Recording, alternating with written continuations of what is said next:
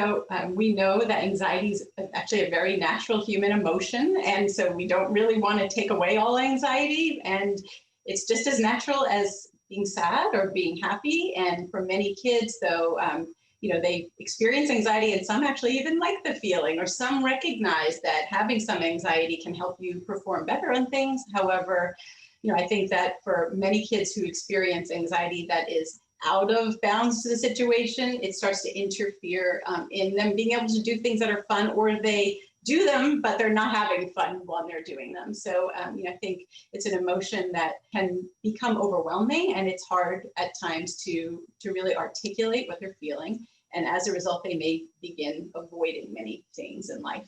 And it's usually the very things that we'd expect at developmental stages that we would hope that kids would be involved in. Like young kids might avoid things like going on sleepovers, or avoid going to camp because there may be bugs there, or avoid getting a shot at the doctor's office. Whereas like older kids might avoid going back to school, like they've all been gradually doing most recently, because maybe there's things about school that are anxiety provoking. So we do see a developmental progression. I think it's interesting to see across cultures even. You see some very similar kinds of progressions of fear across developmental stages. And many of the things we're afraid of, it's adaptive to be afraid of.